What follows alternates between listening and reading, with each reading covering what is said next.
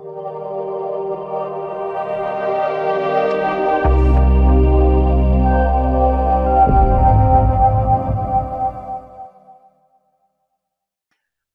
everyone, I'm John White and you are now watching our SAMA webinar.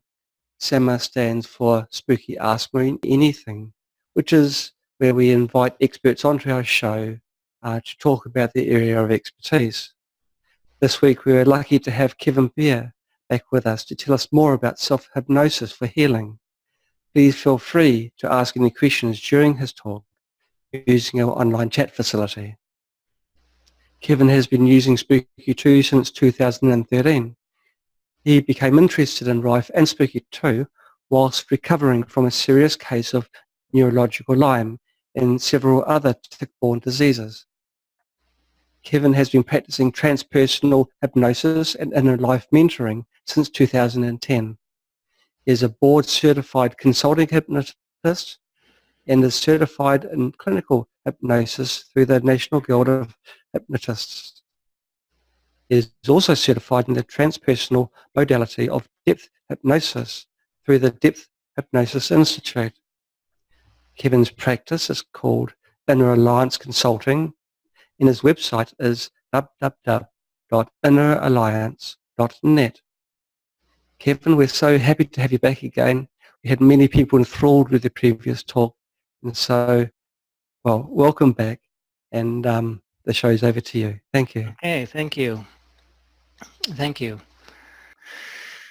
Hi, so thank you. I want to thank everybody at the Spooky team for having me on again. It's a real honor to share some of what I know on the topic of self-hypnosis and healing. And I wanted to give you a little bit of a rundown of a little bit about what we covered before, and then a rundown of what we're going to cover tonight.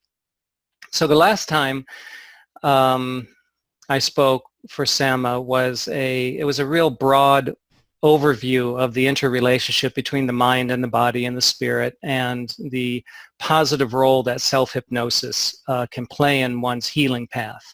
Again, that was pretty broad, hour and a half, lots of information covering a lot of different topics. Tonight's topic is going to be more focused on self-hypnosis and giving some of the background to the way that the brain functions and the way that the mind-body connection works, and the way that that habits are formed. Because when we talk about self-hypnosis for healing, we're really talking about changing habits of mind and changing habits of lifestyle in order to facilitate greater healing, as well as harnessing the power of the mind for the purpose of healing. So among the things we're going to talk about tonight, I'm going to give more detail of what science calls the placebo response. This was something we talked about a little bit the last time, and how you can consciously develop the mental and the emotional qualities that will most enhance your ability to harness the power of the mind to heal your body. So there's a specific list of qualities that science has found is most advantageous for being able to have this amazing ability to heal the body with the mind, and we'll talk about those.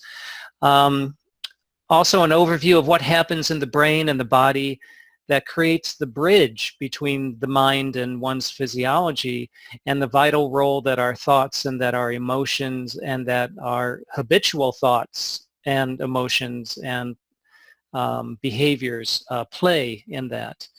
I'll talk about neuroplasticity and how to affect the positive evolution of our brain structure. I'll talk about the inherent challenges in changing habits. If changing habits was easy, we'd all be doing it all the time and you wouldn't need to listen to me. It's challenging and it's often difficult, and we usually take it personally. And we hire all kinds of experts to figure out why we're getting in our way and everything. And a lot of it is purely physiological, and I'll talk about that tonight. We'll talk about the extraordinary imaginative potential of the mind and how through self-hypnosis you can change your physiology for the better. And towards that end, we'll talk about finding your primary inner sense and how to utilize that for healing. Finding your most potent healing images and metaphors and how to use them in self-hypnosis for various conditions, including Lyme and cancer. But once we talk about these examples of Lyme and cancer, you'll be able to apply it towards whatever illness that you're dealing with. Using your personal images and metaphors to greatest advantage while using spooky, whether you're using the Phanatron tube or whether you're using contact mode, etc. Techniques for inducing the self-hypnotic trance, including the use of recordings and apps, and also just kind of working with your own native equipment without any technology. The use of recordings and apps for actually going through hypnotic journeys. The use of pre-recorded healing scripts versus self-made scripts for these healing journeys. The use of software. I'll tell you about a pretty cool software that you can use to create your own hypnotic journey recordings, including narration and layering of music and that kind of thing. And finally, some troubleshooting tips for some of the commonly encountered obstacles that can come up in the course of using self-hypnosis. So I want to start with a disclaimer, and that is that please understand that nothing that I say here tonight is an encouragement for you to not seek medical attention, competent medical attention for whatever physical ailments you're dealing with. I don't want you to feel so confident with the use of your mind that you have some weird persistent pain and you decide, hey, I'm just going to use my mind and I'm going to make that pain go away. Discomfort, including pain, is a signal, a physiological signal that is saying that something is awry. And so I really encourage you, if something is amiss with you physically, that you seek competent medical care and you get to the bottom of the physical causes that are behind that, so you really know what the whole picture is. And then you can most intelligently use the power of your mind, self-hypnosis, to be able to address those conditions. And if you decide to use self-hypnosis, it's a good idea to share that information with your healthcare practitioner. And they should, if they're worth their salt, they should encourage you to do that. If you have a doctor and you say, hey, I'm going to use guided visualization, self-hypnosis, and elicit the power of my mind and my spiritual life, or if you want to include that towards healing, and they say, that's a bunch of garbage, then I encourage you to find another doctor, because any doctor who doesn't realize the power of the mind in healing isn't well educated enough or open and minded enough to deserve you as a client. So again, don't use self-hypnosis as a substitute for medical care. Share the information that you're using self-hypnosis with your doctor. And also another thing is only do self-hypnosis in a safe and still environment. So if you make a self-hypnosis recording, don't think, hey, I'm going to save some time and I'm going to drive and listen to my self-hypnosis recording, or I'm going to take a walk and walk through the neighborhood and listen to my self-hypnosis recording. Self-hypnosis should only be done in a place that is, think of it like if you're going to take a nap. You're not going to take a nap while you're driving or operating heavy equipment or walking down the street or any of those things. You have to be in a safe place, right? You have to be calm, you have to be safe, you have to be secure, and the same thing goes with self-hypnosis. Okay. So I'm going to be, excuse me, my eyes are going to be wandering here. I'm going to be referring to my notes here. So the placebo response, you probably heard that word placebo. If you listen to my last talk, you know that what the placebo response is this phenomenon that's been recognized by science. Of course, it's been known by practitioners of the mind and the spirit for thousands and thousands of years, but it's science labels it as the ability of the mind to influence the physical body. And it came up quite a bit in as a nuisance, and still does in terms of research, because if you're trying to test a drug, you always have to take into account what's called the placebo response, because people, if you give them a pill, will believe, and if they believe that the pill is going to work, it's going to have a much greater chance of working.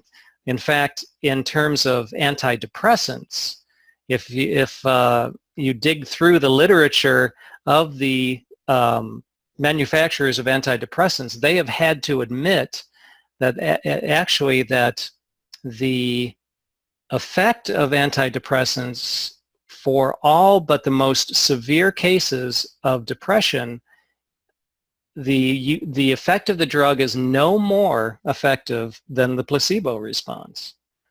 So that shows you how powerful it is. There have been many, many cases. It's kind of entertaining to read some of the medical literature and to hear about these stories where a doctor was at their wit's end and nothing was working for a patient, and they were, very imaginative, and they said, okay, well, there is this brand new drug that has just come out, and this stuff is fantastic. And they gave this person a sugar pill and sent them home and found out that they got tremendous results with this thing that they had been struggling with, and nothing else had been working. Why? Because the person felt confident in the doctor, and they felt really confident in this pill that they didn't know was a sugar pill. So the mind is able to fill in the blanks and to facilitate all of this internal change. So what are some of the qualities of the placebo response that one can cultivate, know about, and to cultivate so that you can increase your own chances of being able to heal yourself using your mind? So here's a list of some of the qualities. Well, one is openness, and that is being willing for the mind to help to heal your body. If you're really skeptical, you can be skeptical but also be open. In other words, you can say, well, I'm not going to, buy this all what they call hook, line, and sinker, but I'm certainly open to having my mind change. So as long as your mind is open in that way, that allows possibility to unfold. Another is desire, is having this strong desire to heal. If you have got a really strong, if you got a desire to heal, but there's another part of you that is really afraid of healing because of all the work that you'd have to do afterwards, or feels guilty about something and doesn't feel, where you don't feel as though you deserve to heal. If you have some, undertow of a counteracting belief and emotion, that's going to make it difficult. So having the desire, and for that desire to be clear, and for you to be able to accept having a really positive outcome, feeling deserving of that.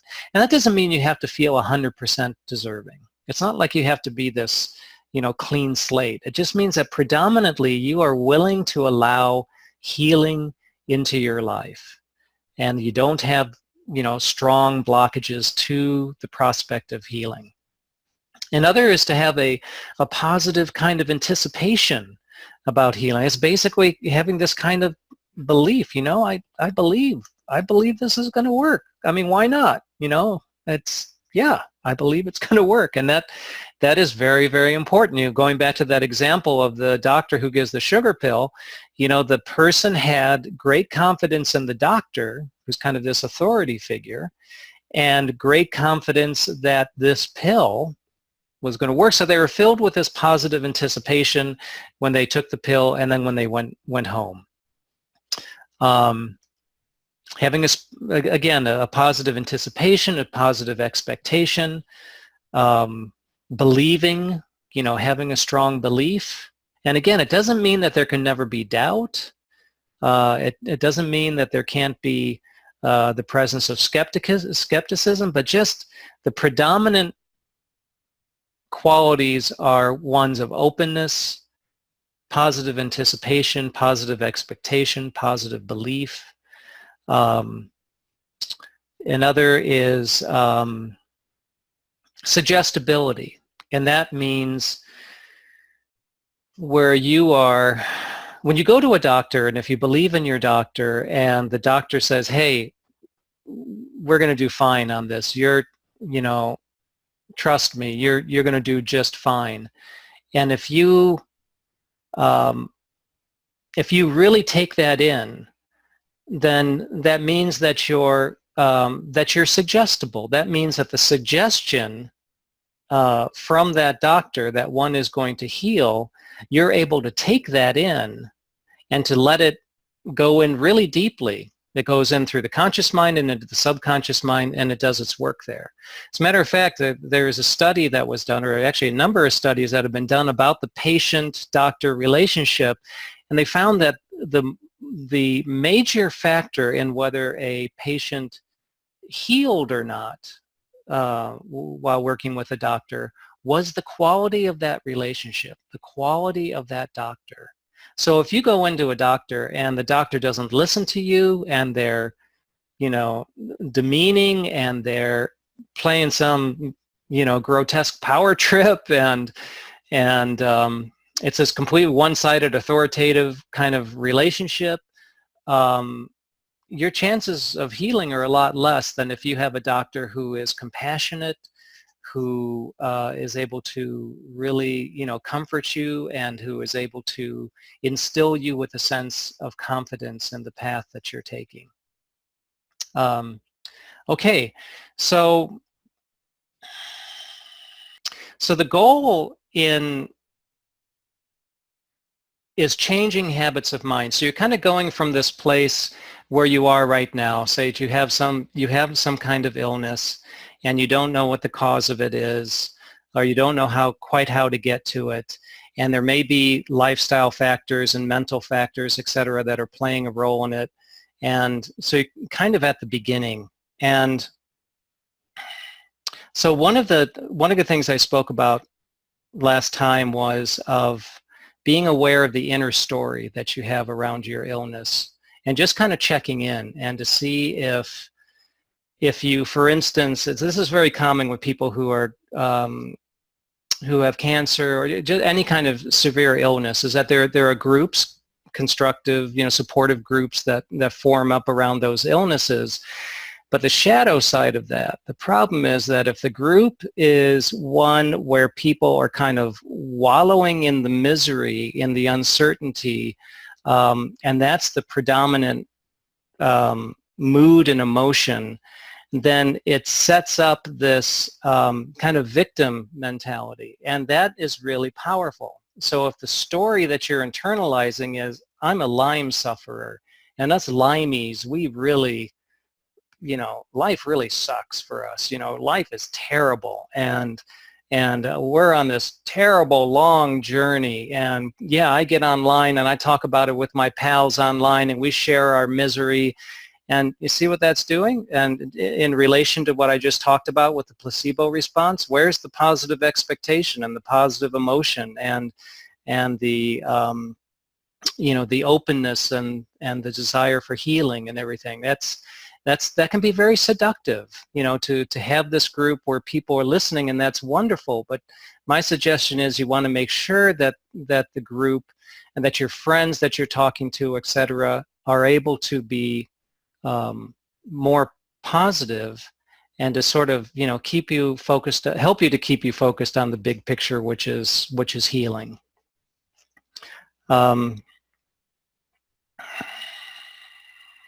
So what happens is that when we have certain mental patterns, say around our health, the thoughts tend to be kind of loaded with emotion, because here's this serious thing that's going on.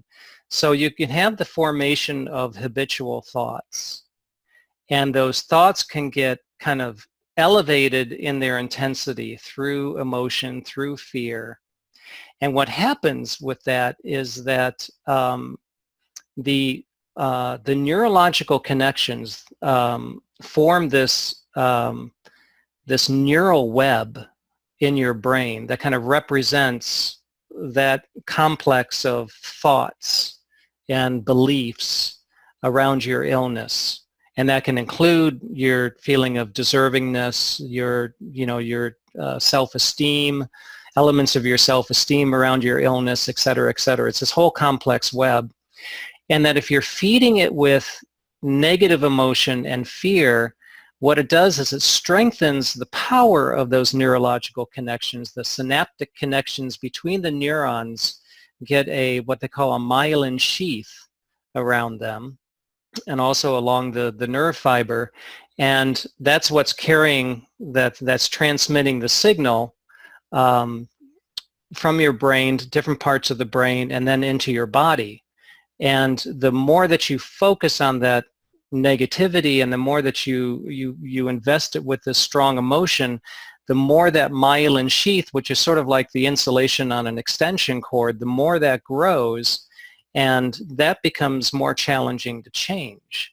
And for that matter, that's why any habit that you want to change, that's behavioral related, emotion related, lifestyle related, why it's so hard is not because you're lazy. It's not because you don't want it enough. It's not because of some, there may be elements of attitude and those sorts of things that are playing a role, but even when everything is optimal, it's really challenging to change habits. And why is that? It's purely because of a threshold that is there. They call it a synaptic threshold.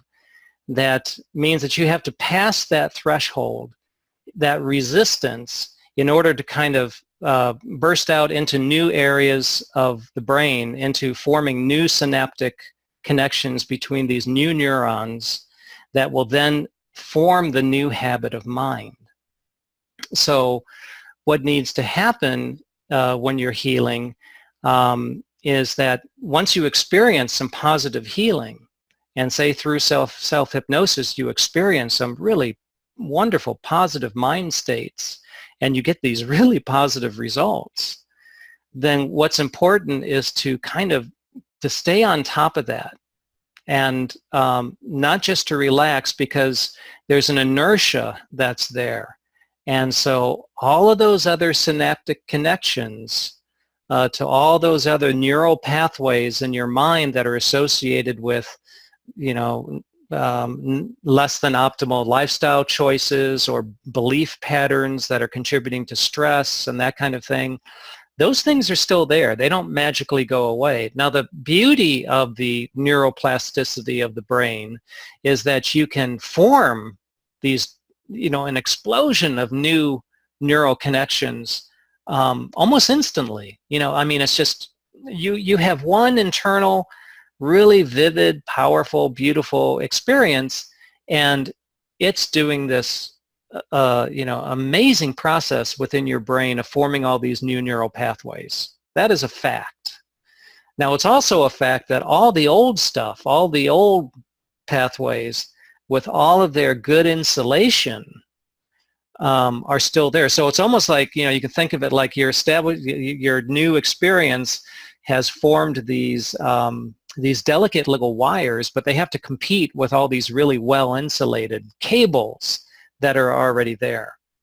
And that's why self-hypnosis can be such a good thing, because you have the ability to repeat the experience or a version of the experience in a very vivid and powerful way. And every time that you do that, every single time that you do that, you're building those myelin sheaths, you're increasing the insulation around those neural pathways, and those neural pathways are going to become stronger and stronger and stronger, and then they can really effectively compete with the old neural pathways that are the physiological counterpart or representation of old beliefs and old habits.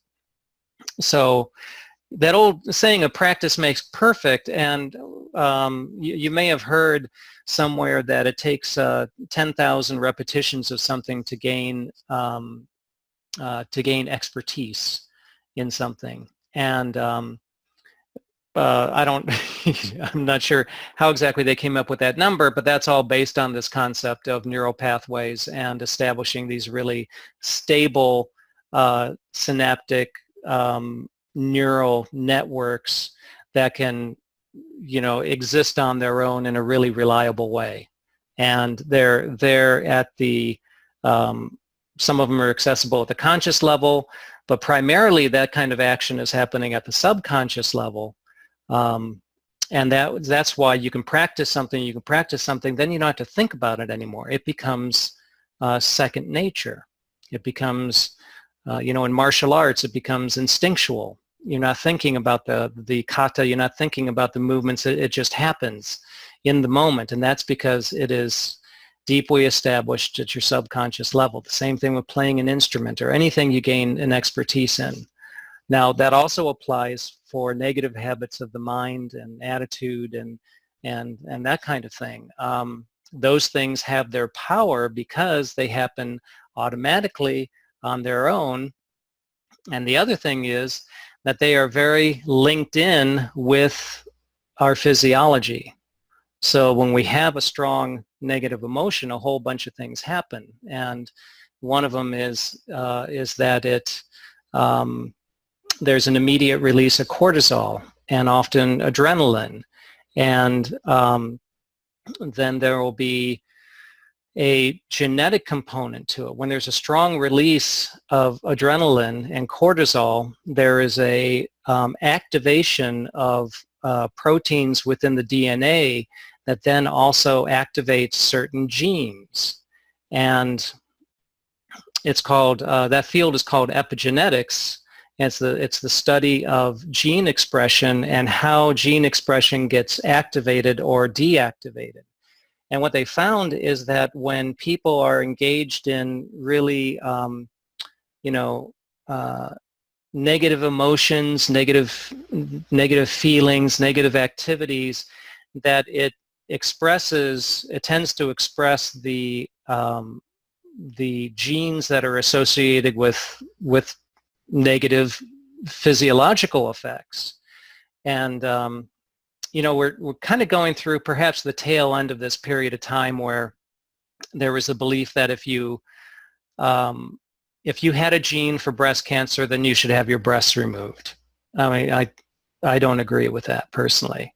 And what they're finding out now is that a gene that is present, and even present through multiple generations, is not a death sentence. It's not a given that those genes are going to be expressed.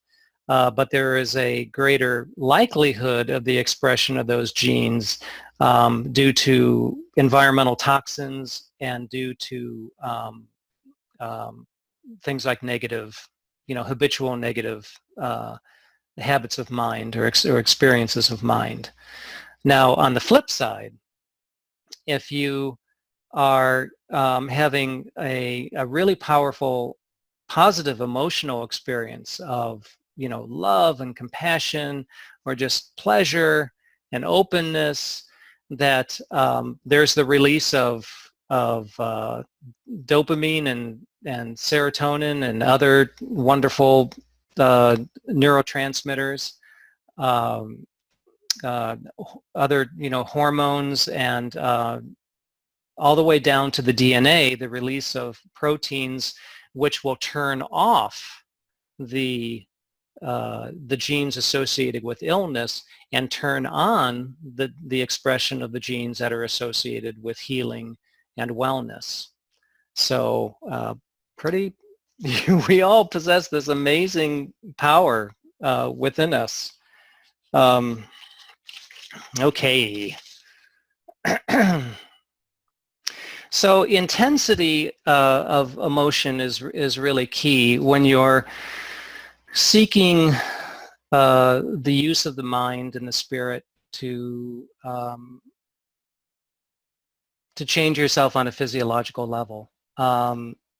And this is one of the other aspects of the placebo response that they have found, and of hypnosis in general, is that the stronger the positive emotion, um, there's something that happens in the mind with strength of emotion. This is both positive and negative. And I mentioned before about gene expression, etc., in the presence of adrenaline and cortisol.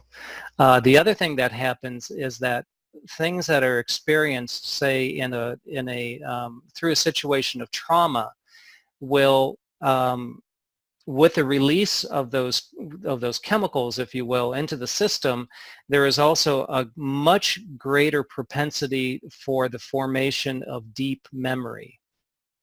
So the kind of memory that goes deep into the subconscious and then sort of operates there as a sub-program, those happen more readily as a result of traumatic experiences. But that can also happen as a result of really, really positive experiences. And so one of the things that I suggest is, when you're working with your mind and your emotions, is to really conjure up positive feelings. And we'll talk more about how to do that. And why? Because not just because it's a nice thing to do, but because at that physiological level, the release of the neurotransmitters and the hormones and the subsequent gene expression, etc., all works towards the benefit of healing.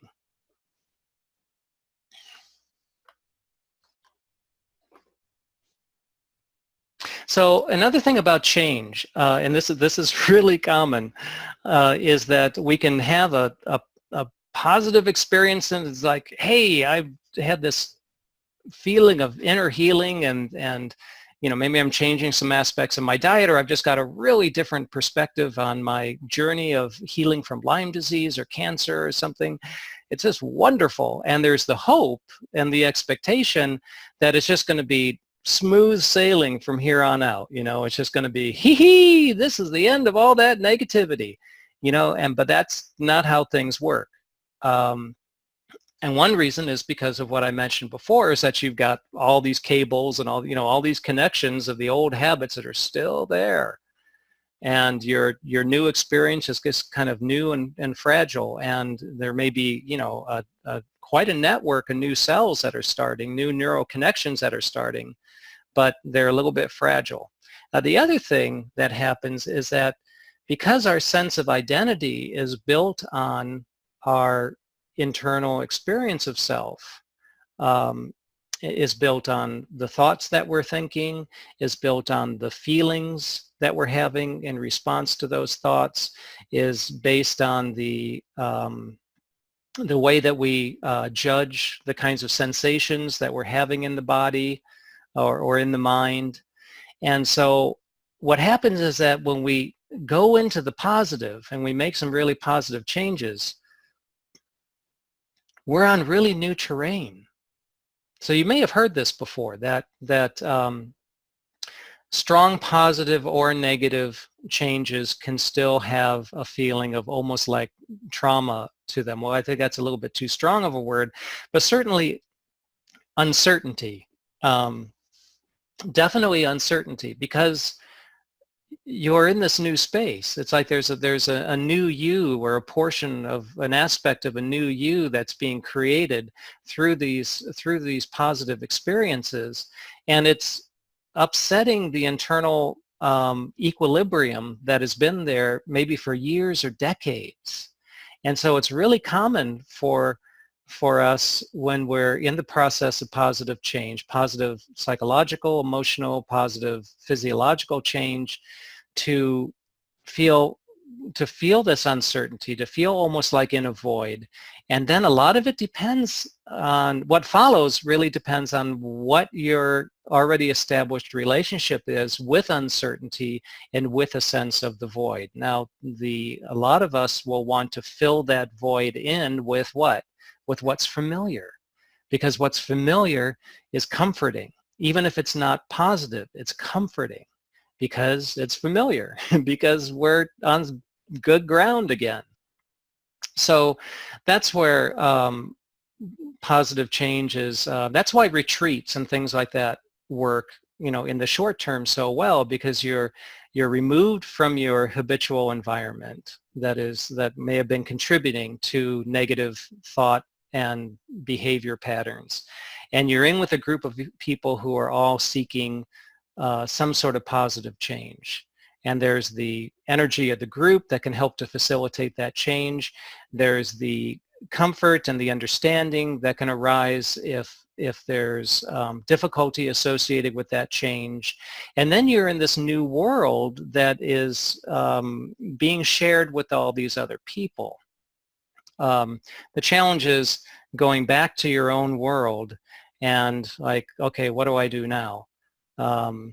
And what's important then is, whether you go to a retreat or whether you're facilitating these changes on your own, is to be careful about the company that you keep. It's not uncommon for people to who are going through health crises to have a shift in their friendships and everything, because they'll learn of the people that are supportive, and the people who are supportive not only of the illness that they're going through and the challenges that they're going through, but also of the new person that is emerging as a result of this healing that is going on. And that can be real challenging for some people, because if one has had a circle of friends and every weekend you go to the pub and you have a bunch of pints and you're in that wonderful, that old smoky environment, and it's not necessarily a real positive thing physically, but that's where your support network and your friend network is. You have to find a replacement for that that can offer you the support for this new you that is forming while you're going through that delicate transition time. So just to recap that part. So when you're facilitating through self-hypnosis, when you're facilitating these positive, powerful experiences that will have a positive physiological effect on you, it's also going to be changing aspects of your mind and your relationship with your body, your relationship with your sense of self. It's not uncommon to feel kind of out of sorts and really strange afterwards, and then the mind may come in and to say, oh, well, I should stop doing that because it doesn't make me feel great, because it makes me feel uncertain and weird. I don't know, the things weren't so bad before. So just know that comes with the territory.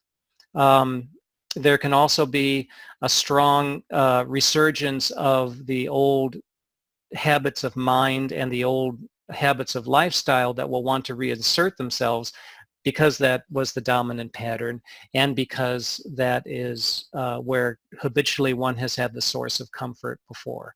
So just wanted to really emphasize those things, because it can take the sting and the self-judgment out of those kinds of obstacles that can come up during the course of healing.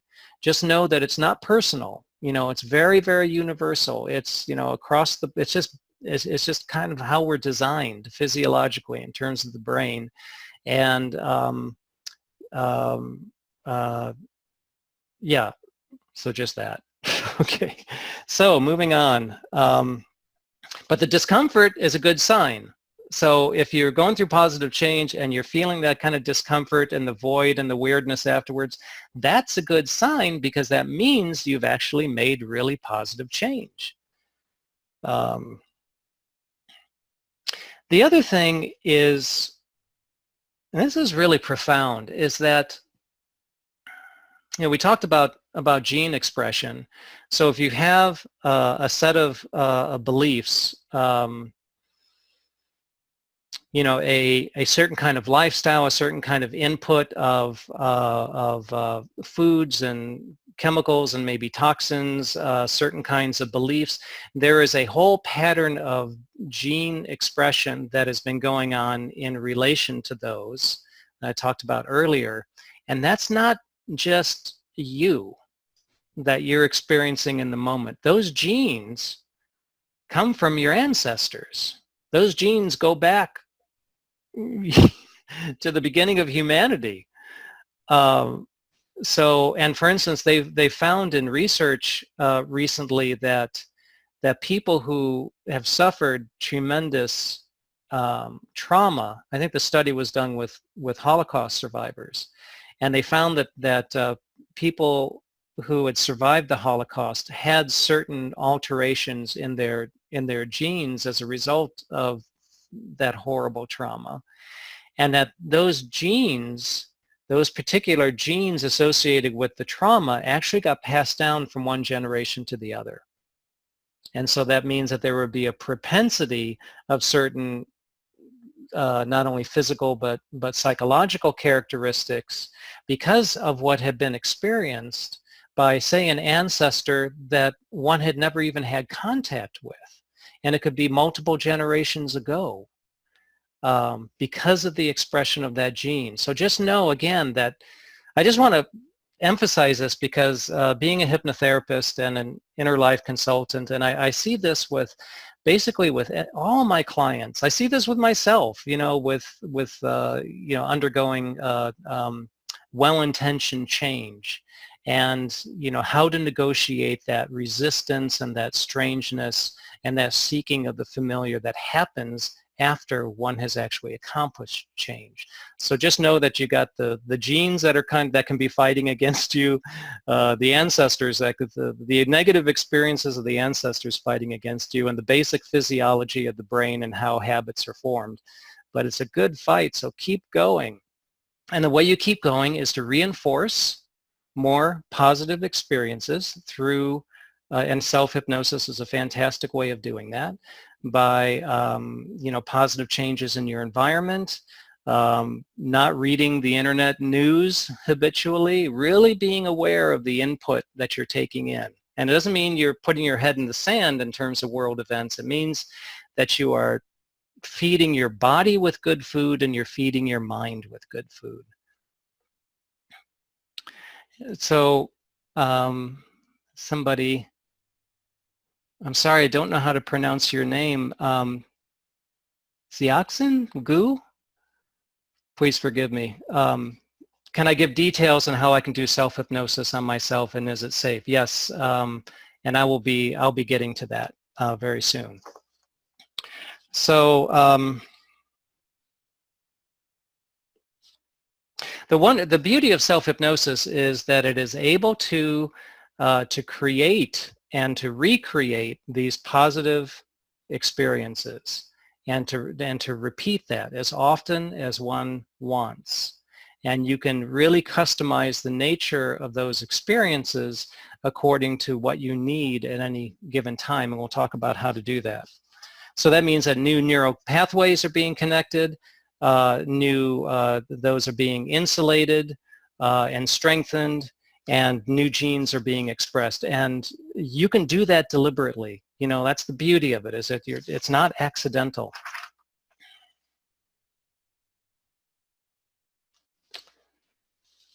Okay, 5.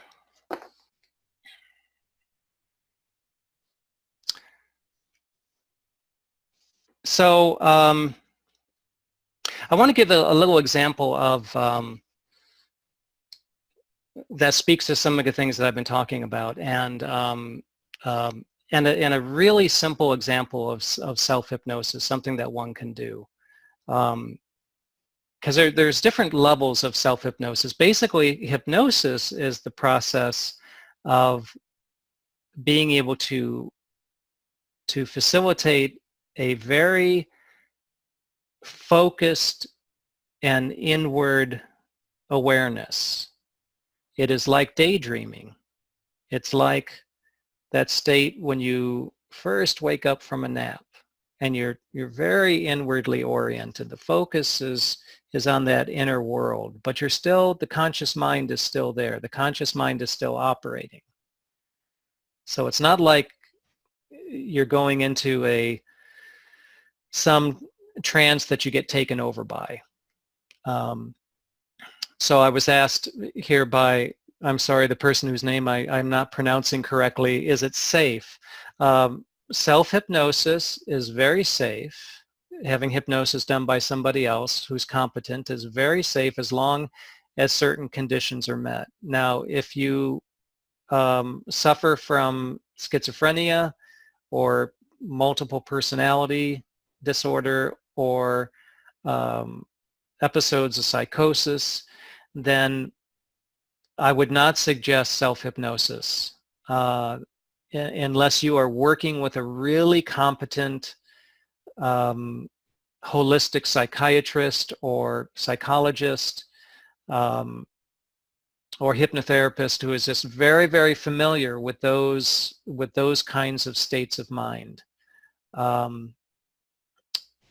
But there's a lot of misconceptions around hypnosis, which include that that you'll get stuck in a trance and won't be able to come out, or you'll go crazy, or let in the devil, or get focused on something and never be able to lose the focus, and none of those things are true. A lot of people think about hypnosis in terms of stage hypnosis, and stage hypnosis where supposedly people are made to bark like a dog or cluck like a chicken by the power and the mastery of the hypnotist. And that's just garbage. That's not true at all. Basically what they do is that they choose people who they have tested as being very, very suggestible, who are also exhibitionists, which means that they're willing and even needing to perform and to do silly things in front of groups of people. And they also tend to be people who are afraid to disappoint figures of authority. And so even if they're not feeling in a hypnotic trance whatsoever, they're likely to go along with the hypnotist because they don't want to embarrass them. So you're not going to bark like a dog or cluck like a chicken. You're not going to be taken over by the devil. You're not going to be stuck in a trance. But again, you have to make the evaluation yourself, or with the help of a really competent mental health practitioner, to make sure that you have a basic stability of your psyche and of your emotions, and then it's absolutely safe from everything that I've read, from everything that I've experienced. So I want to give an example. Years ago, I made a film for the National Park Service on the wilderness of Alaska, a place called Denali National Park and Preserve. And after I made the film, I was invited to speak to the Smithsonian Institute, to a special event to the Smithsonian Institute in their Baird Auditorium. And so, I was 25 years old at the time, and I had always revered the Smithsonian Institute and the Museum of Natural History. And so I showed up in my little tie and walked into the auditorium, and the place was packed. It holds 565 people. It was packed. And I just had this moment of terror, and I started sweating, and the palms of my hands became all sweaty, and I was dripping with sweat in my armpits, and I started getting little palpitations in my stomach, and it's just like my physiology was freaking out. Now that's the power of the mind to affect the body. And what I learned later was that response was so strong, in part because I had had some traumatic experiences when I was a child of being punished by a teacher in front of a classroom. And so all the classroom was watching me, and here I was being punished and embarrassed in front of that. And so all that reaction was still there, lodged in the subconscious, and all those neurological pathways activated all these hormones and the cortisol and everything in my system, and my body was going haywire. So I had to walk outside. I still had a few minutes before my talk. I walked outside, I sat underneath a tree, and I had been doing meditation for years, so I kind of meditated, and I did this thing where I just held so this object of fear, which was all these people in the auditorium, I held them in my heart and just imagined my heart being activated and really feeling that. And as soon as I activated my heart, it's like the heart is such a powerful, not just a powerful organ, but it's the most powerful magnetic, it creates this extraordinarily powerful magnetic field throughout the body and around the heart. So you can entrain your thoughts with the brain, or excuse me, with the heart, and that can have a very, very calming effect. So it's one thing I can recommend. It's just a very, very simple, you could say, self-hypnosis technique, which is if you're feeling at a time dominated by your mind, by thoughts, etc., or if you're starting to do self-hypnosis and you're having a difficult time, you focus on the heart. Focus on an experience that you have had that has activated the heart. For me, I'm blessed with many experiences that have activated my heart.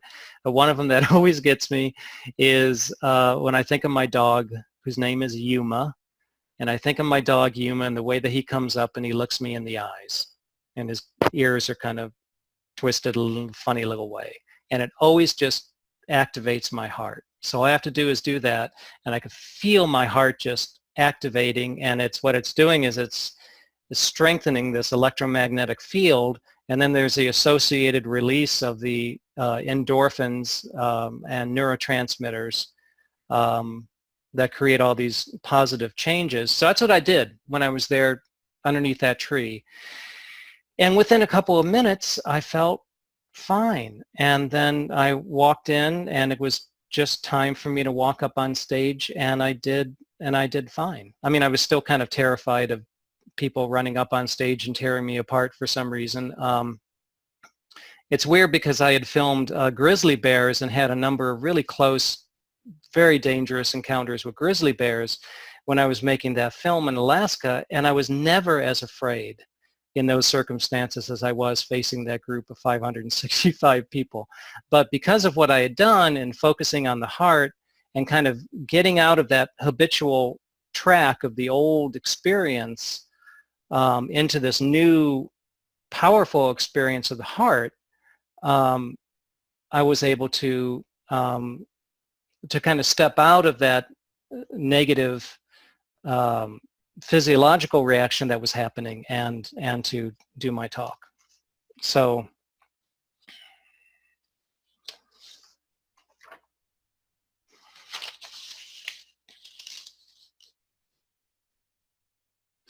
okay, self-hypnosis. So the use of the, it's really the use of the power, the mind and the imagination for the purpose of healing. Now the first step is to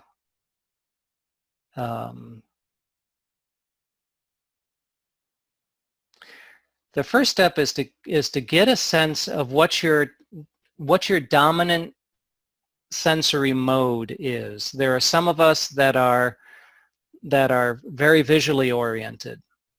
So if I make a statement, the train was going off into the distance along the mountain, and the blare of the horn of the train could be heard bouncing from the mountains. So if you're a visually oriented person and you hear something like that, then the focus will tend to be really on seeing that train winding through the mountains.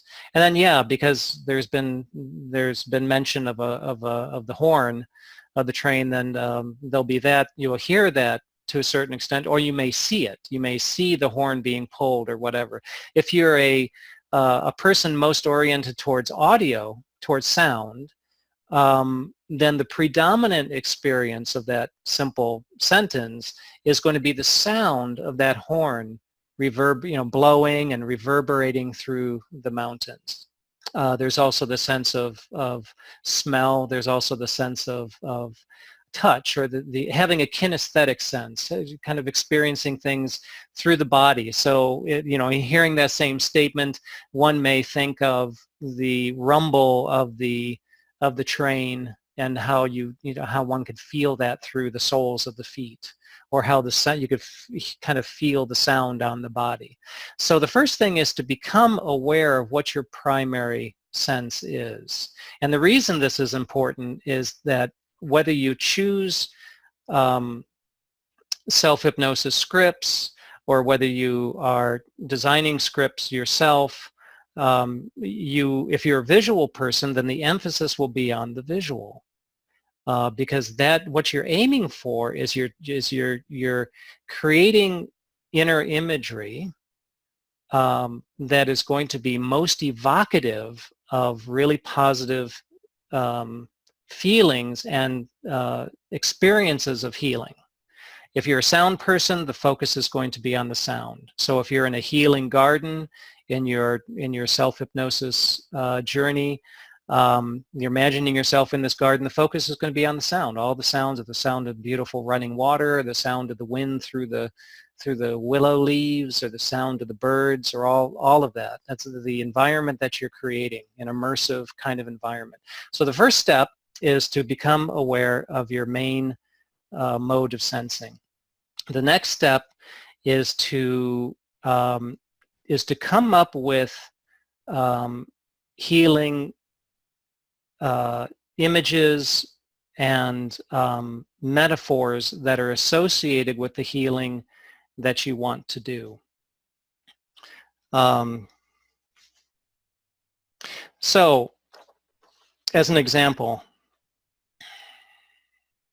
so say if you have there's been a broken bone or some kind of wound that you're healing, and the visual, if you're visually oriented, you can actually imagine the site of the healing that is taking place, the physiological changes that are taking place in the bone as it knits back together, or the wound as the tissue knits back together, and creates this healing. And that's going to be very, very vivid. If you're sound oriented, you may have a sound that is associated with that, or it may be a kind of music that is associated with harmony and with things coming together and with things resolving themselves, and that becomes representative of the healing of that wound. If you're kinesthetically oriented, which means you're feeling these sensations in your body, then it could be more not so much the sight and not so much the sound, but it could be more the actual sensation of the relief of pain and of that increasing feeling of integrity, of strength, of just the way that the muscles start to come alive again, and the bone is knit back together, and you can feel the strength of that bone. And so you make that very, very vivid.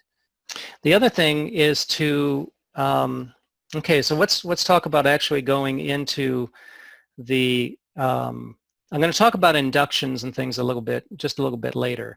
But I'm going to talk about the use of it right now. And there's a couple different things that you can do.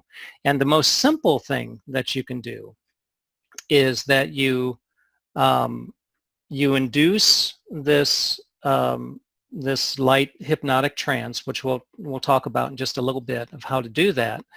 And then the simplest thing you can do is just to conjure up the positive image, sensation, sounds, smells, etc., that are associated with the state that you want to create. So if you are wanting to heal, again, if you're wanting to heal a wound or something, you're just imagining that coming together, and then you're imagining yourself being able to engage in the activities that you had beforehand. So you're internalizing not only say a physiological process of healing to whatever degree you feel like it. Some of us are more detail and kind of scientifically oriented, and we like to know how the physiology works, and that gives our mind something to focus on, and that becomes more vivid. And for others, it can be just imagining. It's like, okay, I have this bone that I broke, and you just vividly imagine that being well. And you bring in your primary sense to either see it, to feel it, to have a sound associated with it, or most of us are multisensory, so you can bring them all in, and then really vividly imagining that being well. Now, when you're in that light trance state, you're accessing your subconscious mind, and the subconscious mind doesn't know the difference between the fact that you've actually got a broken bone now, and it's going to take a while to heal. Subconscious mind doesn't know that, because the subconscious mind is capable of nearly instantaneous healing. The subconscious mind exists in the eternal now. It doesn't exist. So whatever you're experiencing, that's why you can have a fear that comes up that's activated from the past, but the subconscious doesn't know that's the past. It thinks it's the present. So if you're imagining a future state of being well from whatever illness that you're doing, that you're suffering from, and you're imagining that in the most vivid state possible, most vivid way possible, and allowing your emotions to really get in there, may bring you to tears. It may bring up this feeling of a great joy. Then that is the subconscious is going to go, oh, look at that, okay, and then it's going to elicit the physiological responses that are necessary in order for that internal reality to happen. So that's the simplest way to do it. A thing that can be useful in that, if you find that it's difficult to conjure that image up, is to imagine a time when you did feel well, that you had that feeling of wellness and completion. If for some reason that's difficult, or another thing that you can add to it is that you bring in a personage. You bring in, whether it's God or Jesus or Mother Mary or healing angels or medicine Buddha or a Taoist master or a shaman, or whatever really resonates with you and has deep meaning for you, and imagine receiving blessings from them. So even if you can't conjure up a positive feeling about yourself in the moment, imagine receiving that from this outer beloved figure who you are internalizing. And you can imagine that person sitting across from you and just channeling this loving energy from their heart into yours, and filling your body and your being with that love and that healing energy, and then really residing in that.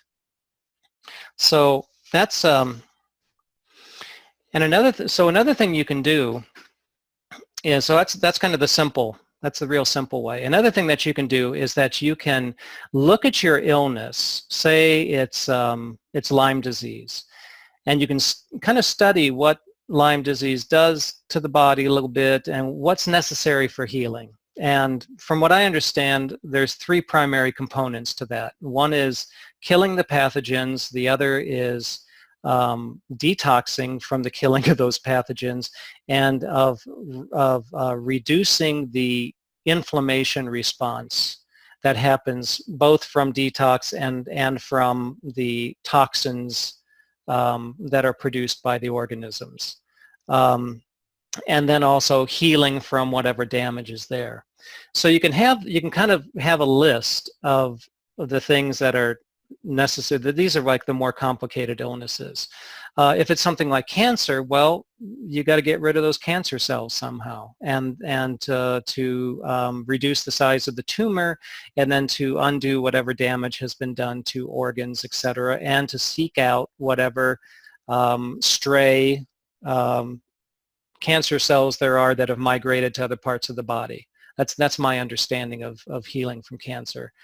And so you have your list of what healing entails, and then you look at each one of those and you say, okay, well, killing the pathogen or killing the cancer cells, so that's the topic.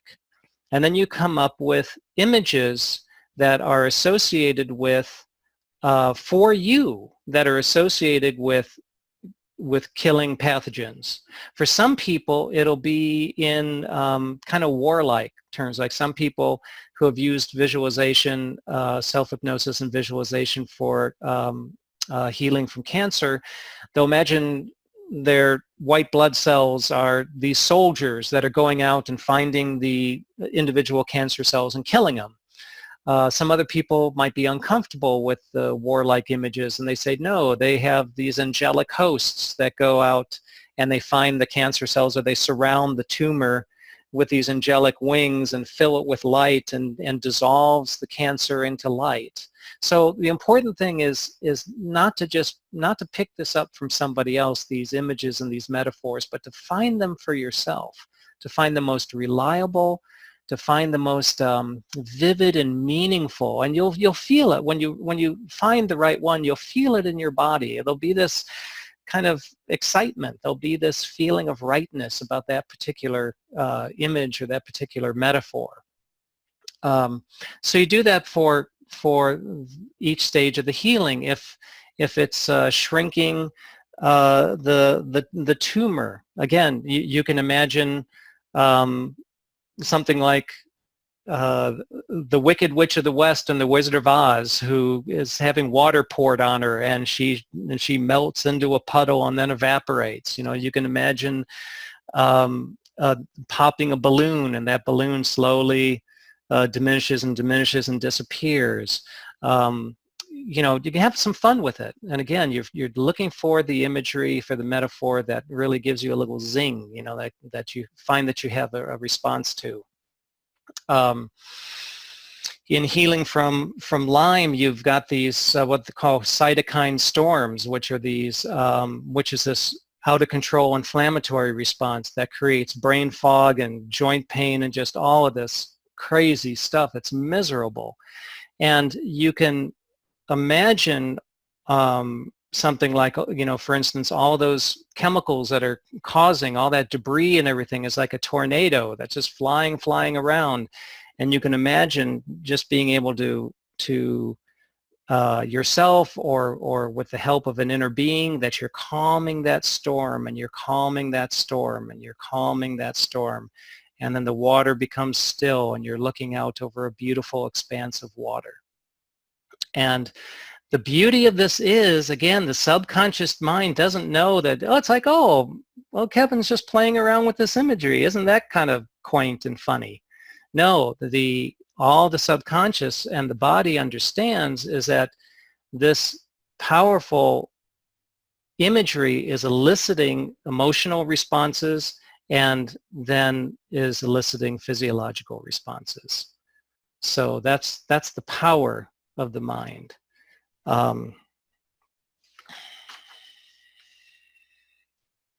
In terms of using spooky and the frequencies, it's kind of the same process. If you're visually oriented, you could actually see the frequencies that you're taking in, whether it's through the Phanatron tube or the contact mode or the remote mode or through the cold laser or whatever, the PEMF. You can imagine those frequencies and those vibrations entering your body and doing their wonderful work.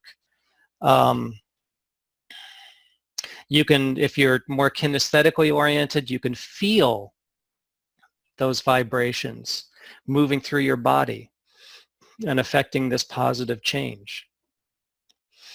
If you're more sound oriented, you can hear those frequencies and say those frequencies are coming in, and there's a harmony and a power to them. They may be a song, they may be a symphony, but they have this power that comes in and is able to affect everything within its path. Nothing is able to escape, and all these changes will be made. So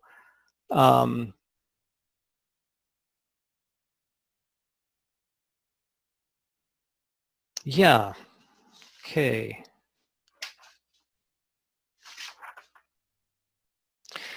So using a couple of more examples, we talked about cancer a little bit. I would just want to mention that again.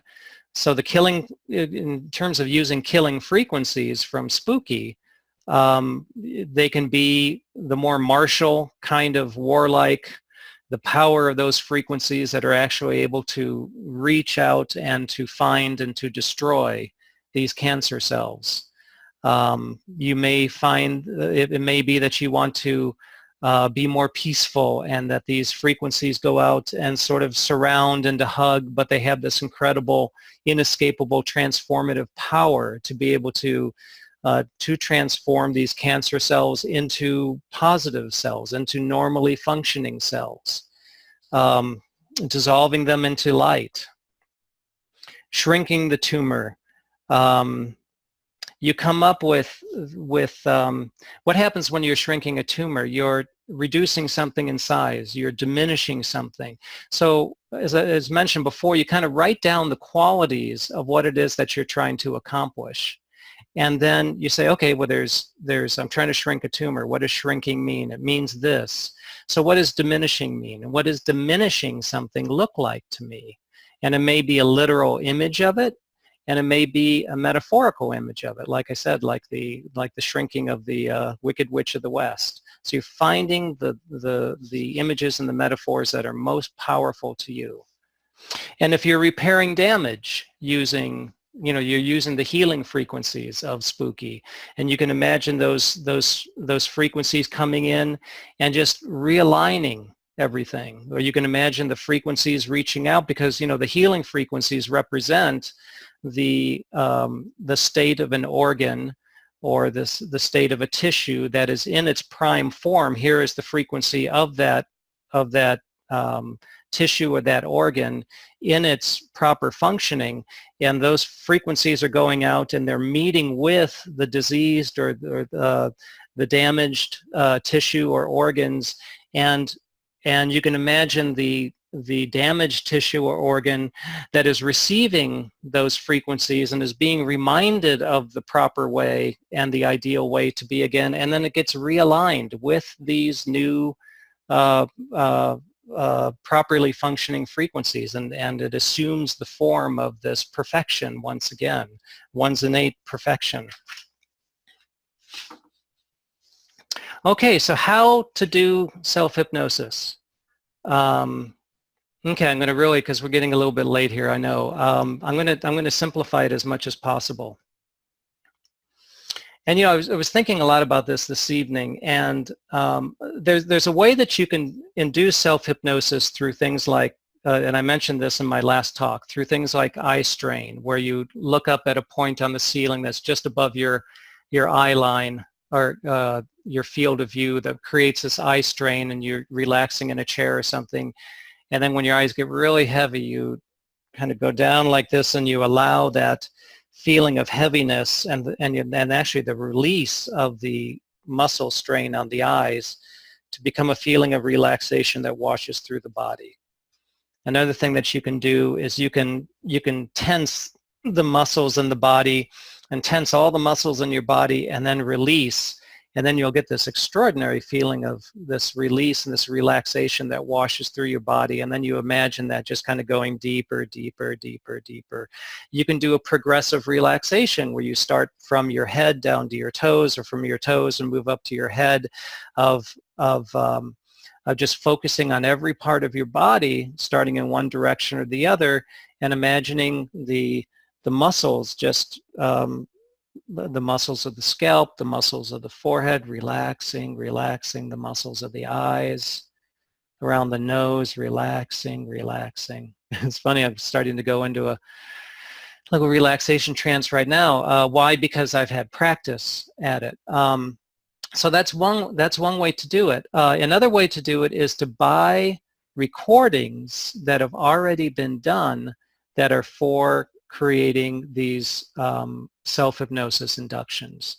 And I don't have a particular source, because there's thousands of them online, and they're all different styles, and so it's very, very individual what style you like. Some people like more of what they call an authoritative style, and that's where somebody is giving you instruction and saying, you will do this, you will do that, in a soft voice, but you will do this, you will do that. Because I don't like being told what to do. I like a more what they call permissive kind of instruction, which is more like you may find that as you are relaxing, that the relaxation goes deeper and deeper, that kind of thing. That just works for me. So you can find, just do a search online for self-hypnosis recordings, and there's all different kinds. And most of the websites, there'll be an example that you can listen to, and if it's the voice you like, because that's important. If it's the style of presentation that you like, that's important. If it's the kind of wording and things that you like, if they're using background music, if you have to like all those. If the music really bothers you, it's not going to work. If the voice really bothers you, it's not going to work. So there's just a rich array out there of all of these different resources. A lot of people that are making recordings. Okay, so one thing you can do is to do an induction recording that just gets you to the place where you're in this deliciously relaxed state. Deep, deep, deep relaxed, very open, very receptive, very relaxed. And then you can come in with your imagery of healing that you want to work on, and you can do all that in 15 minutes. That's a simple thing. It is just you go into the state of relaxation, you imagine the feeling of wellness, the physiological changes that you want, and you can be in and out in about 15 minutes. And when I say in and out, I mean there's different phases. There's the induction phase, which is that's taking you into the deep state of relaxation. There's what they call the deepening phase, which is where it takes that state and deepens the state, usually by an image of going down a staircase or walking through a garden or various other things that go deeper, deeper, deeper to where you're totally relaxed. It's amazing how good it feels. And then you're very, very receptive. And a part of you, because it's still conscious, you can be given yourself instruction about the different images. You can take yourself on this little journey. And then the next stage is where you're bringing yourself out of it. And that is that you're just saying something like, okay, just become aware of the sensations of the body. Become aware of the light coming through the eyelids. And what it's doing is it's starting to take you from this internal world and returning you to the day world, the outer world. And during that time, this is very important, during that time, or I should say, right before you start doing that, right before you start taking yourself out, you give yourself suggestions. And suggestions are instructions to the subconscious, because when you're successfully in this state, you are really, really receptive. And it doesn't mean if you say the wrong thing that it's going to get locked in there and it's going to be like this evil program. That's not how it is. But it's on the positive side, it means that what you say, if you give yourself an instruction for a way to be when you emerge and you're living your daily life, that's going to go into the subconscious and is going to do its good work. So you give yourself some suggestions of, that this healing will continue in the days and the weeks and the months ahead. And every day you will, or I will, depending on whether you want to say you, meaning I, or whether you want to say I, meaning I. So every day you will feel a greater sense of wellness and knowing and trusting that all of this miracle of healing can go on all on its own with its own wisdom. So that's an example of the kind of like giving instruction of the positive changes that you want to see happening.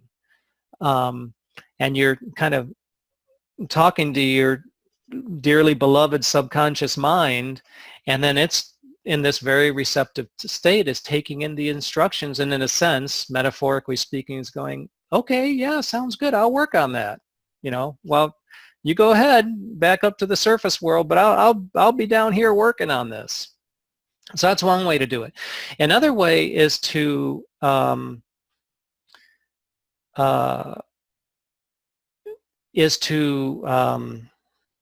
is to buy a self-made, a pre-made script. And there are medical hypnosis scripts that have been recorded that are available if you look them up online. And please don't write to me and say, where do I find it? Because I haven't looked it up lately and I don't know. So it's just a search that you'll have to make on your own, and it's necessary for you to do it on your own because it has everything to do with the style that you want, and it's very, very individual, and most all of these websites have examples that you can listen to. So one way you can do this is just to buy an induction recording that will take you in, and then that induction recording will stop, or it'll just, the voice will stop. And then you can take it from there with your own instruction and then lead yourself out. Another way is to have a hypnosis script that is recorded from somebody and that includes all the instruction, the healing, etc. The disadvantage, the advantage of that is that you don't have to do it yourself. The disadvantage of that is that you're getting something that's been created by somebody else. So it's not going to have your personal healing images, your metaphors, the things that really get your positive emotions going, that sort of thing. Some of them may still hit enough of the high points or whatever that they can get you internally activated in a really positive way, and so they may really work. And those are available for cancer and various things. Lyme disease I don't know about, but I know there's a lot for heart disease and cancer and those sorts of things. Another thing that you can do is you can make your own recordings, and probably the simplest way to do that is a software program that actually somebody told me about, a spooky person told me about. And it's called Neuroprogrammer 3, Neuroprogrammer 3. And it's made by a company called Transparent Corp, or I should say website, transparentcorp.com. And the advanced or the kind of the deluxe program is $89.95, something like that. I don't have any financial relationship with these people, but what they have is pretty cool and it's pretty unique. And there may be other companies that do this, I'm not sure, but they're the main one that I found. And what it is that you can choose scripts that they have. Now I don't know if they're pre-recorded or not, or whether you read them. But it's a software that runs on Windows, and then you are creating these different soundtracks, and it's really easy to do. And so you create a narration track, and you can record it yourself, recording a script, either yourself or if you don't like your voice for some reason, have somebody else read it. And then you can add a music track in there, and I think you can probably import music. Some kind of music, not with words, but music that is very calming and very, really opens your heart, and music that you would associate with peace and love and healing. And so you can, I'm pretty sure again that you can import that. I think that they also have music that they can provide. And then they have something called binaural beats, brainwave entrainment tracks. And the theory is that there are sounds that are coming in the left ear, and then it's slightly off phase sound that's coming in the right ear, and of these certain frequencies that gets the left and the right hemisphere of the brain to synchronize, and can help to create higher brainwave states and of various frequency levels. And so that can be, that can be really effective. Some people find those sounds annoying, others don't. With this program, you can include them and then have them at different volume levels. And then what the beauty of it is, you can create this track of any length that you want, and then you can download it and put it on your iPod or your iPhone or whatever and listen to it. Another way to do it, and this goes back to kind of the simple way, is that there are some different apps for self-hypnosis. And I'm not really familiar with the apps that have verbal commands to them, but there is an app that just induces really deep relaxation that is called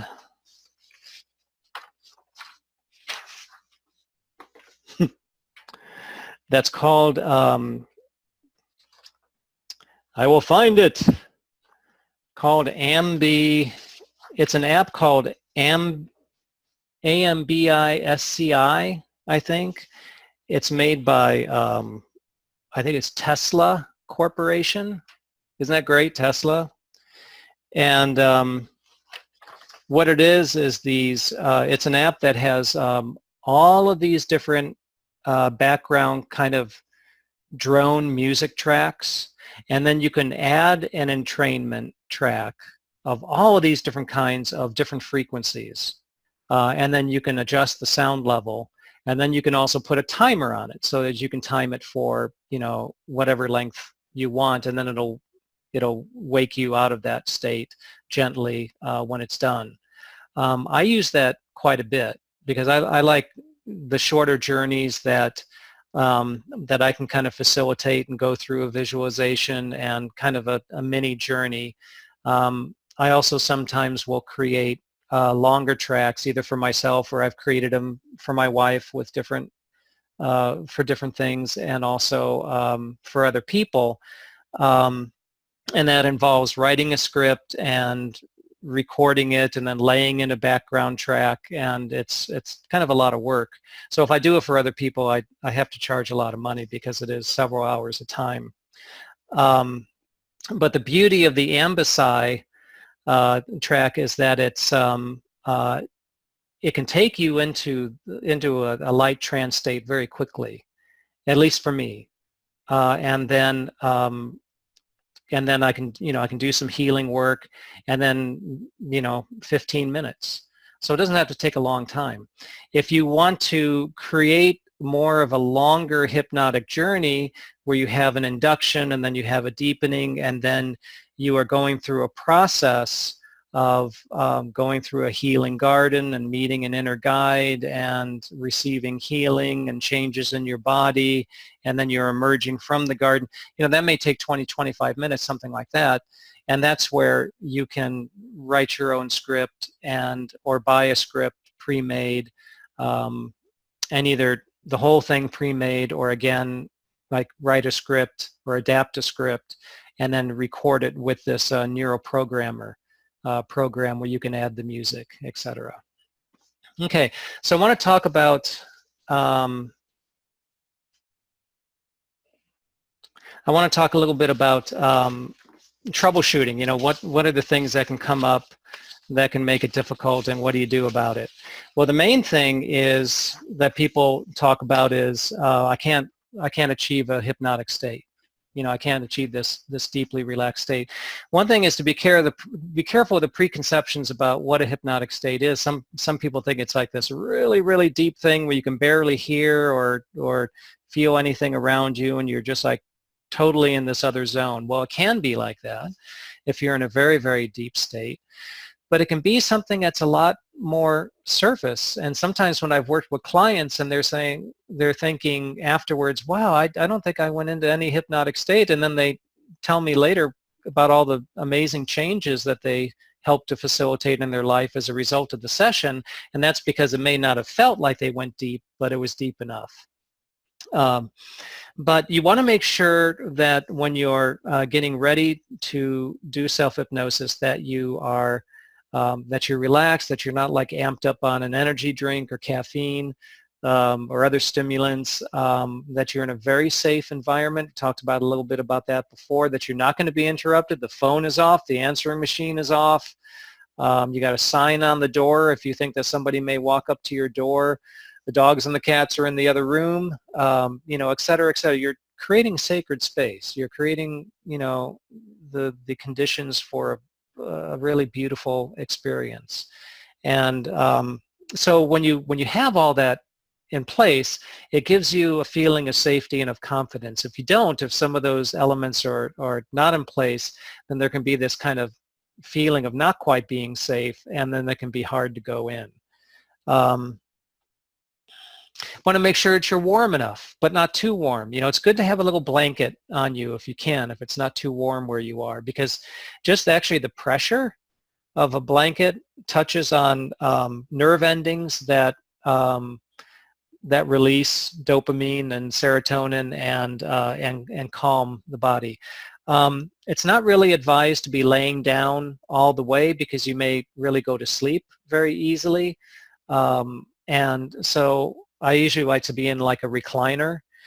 For short sessions, you can actually be sitting up, but you may droop down a little bit.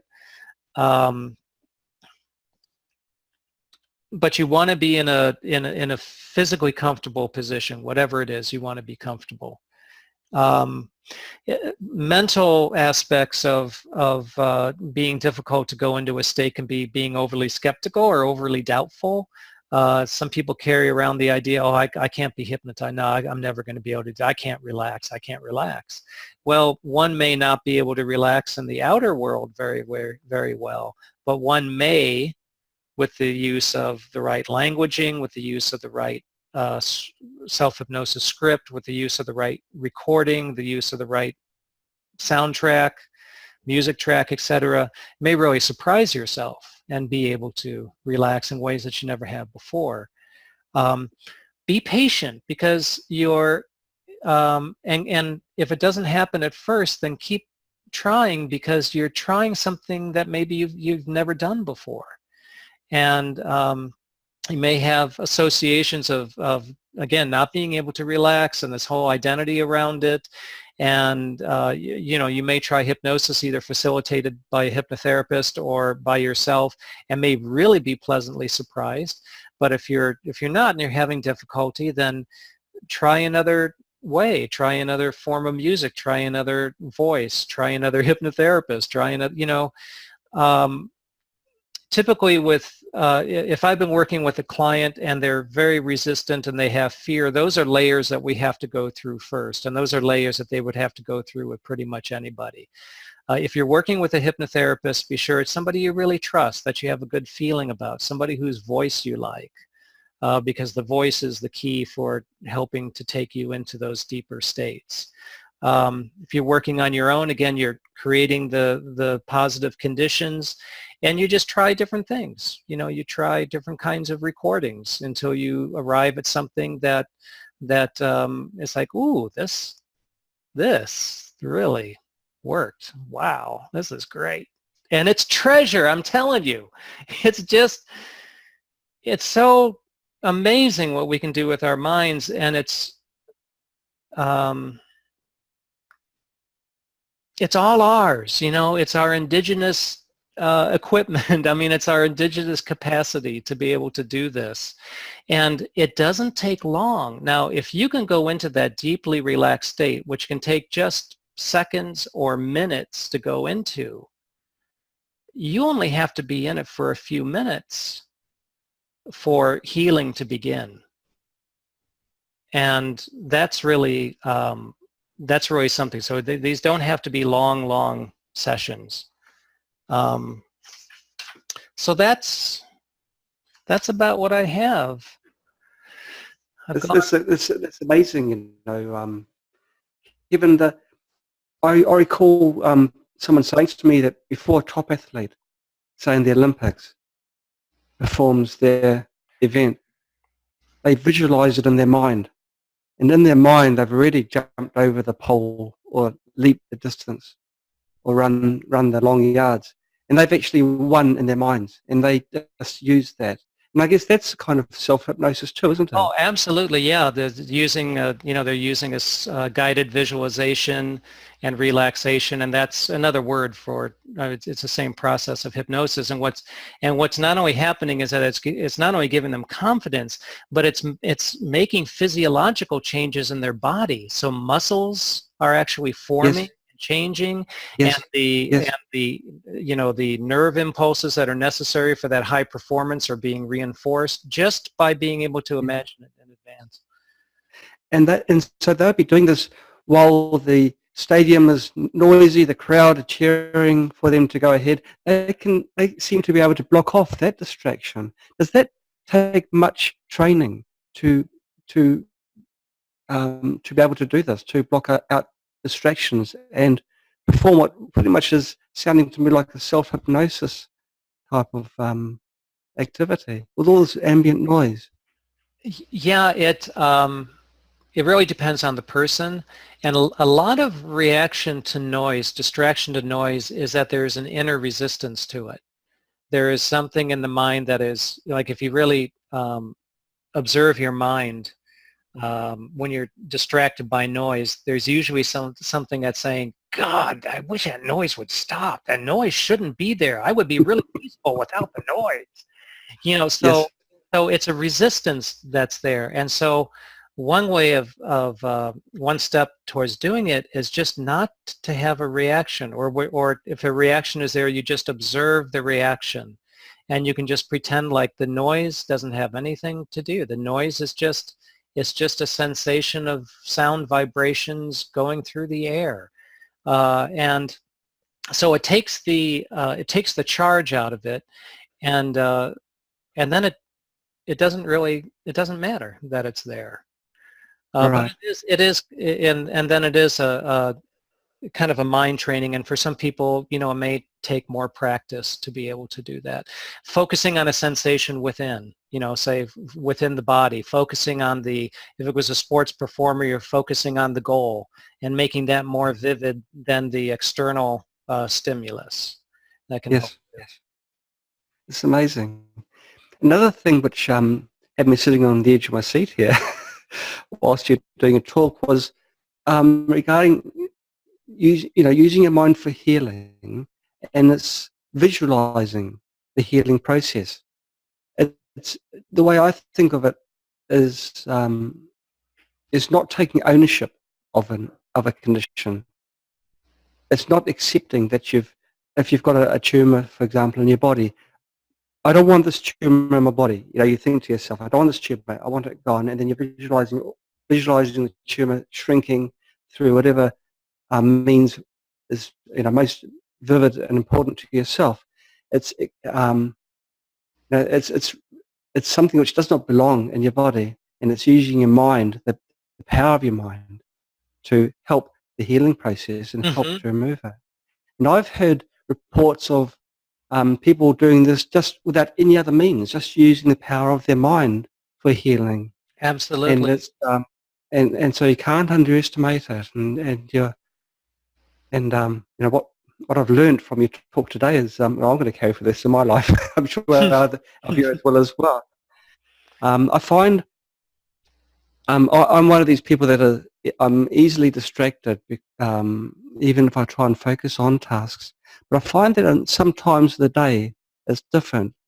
For example, when I'm just waking up in the morning and I've got my eyes closed and it's like it's China, but it's reasonably quiet outside, and I just step through in my mind. I step through in my mind the day that's ahead, and I think about the tasks that need to be done. I think about the best way of doing it, and I also visualize having completed those tasks. Ah, yes. Uh-huh. Uh-huh. And I find that helps, especially when there's a large, you know, when it is a sense of overwhelming. There's too many things. There's only little old me to do it, sort of thing. But I visualize the completion, which is kind of like those. Well, I'm not an athlete, but like those athletes when they're doing their sporting events, I visualize it, and it becomes reality, and it becomes more clear the path that I must take to complete the task. And I can really relate to what you're saying. I can Wow, really, that's beautiful. That's great. Yeah, and you know, there are two things that you said that I think were so powerful. And one was you mentioned a particular time of day, and mm, that's something else to kind of be in tune with, because there are times of the day um, in which our own personal biorhythms are such that right, particular times that are more where it's easier to facilitate internal states. And it's really good to become aware of that and try to do one's inner work at those times, because otherwise you're kind of fighting against a current. And for instance, for me, it's oddly enough, it's like between 4 and 6 o'clock in the afternoon is when I can go in really deep. First thing in the morning, yeah, I'm waking up. You know, I've got to feed Really? cats and the dog. Yeah, I mean, I think it. I'm kind of shifting from a late night schedule to an early morning schedule too, so I think I'm going through that transition. But yeah, 4 to 6 is the best time for me to sit and write or to contemplate, and that's just how it is. And it can change with solar activity, with the sunspot activity and solar storms and things like that too. Because all things are connected. And then the other thing where you're talking about, you know, you're in that receptive, really open state, and you're using that in this beautiful way to visualize the flow of things how you want them to be, and that is laying the groundwork for them unfolding that way, not only in the way that you are responding to the world that you're encountering, but there's that whole notion of you know, that notion of quantum entanglement and how the thoughts actually can influence the reality that meets us as well. Right, right. So It's all intriguing stuff. Kevin, this is your second time on. Thank you so much. Wow. oh, you're welcome. Sorry, I went over time a little bit. Well, we could always trim some things out, but the problem is, of course, Kevin, what do you trim? It's all solid gold, so you've given us a bit of a problem here. But well, I'm sure the viewers have, you know, appreciated it. Some topics you have to go into detail, because otherwise it leaves questions in your mind unanswered, and you're thinking, well, where do I turn from here? But you've given the full answer. It's been fantastic. Oh, good. Good. But thank you so much for accepting our invitation to come back again. It's you know, it's been a wonderful talk. If any of our viewers would like to also be a guest on our show, please email us. Our email is sama@spooky2-ball.com, and we'd love to have you to come onto our show, discuss your area of expertise. Please email us and tell us what you'd like to talk about. We've just watched a riveting talk which Kevin Peer has given on self-hypnosis and the power of self-hypnosis to enable you to heal yourself from within. And it's so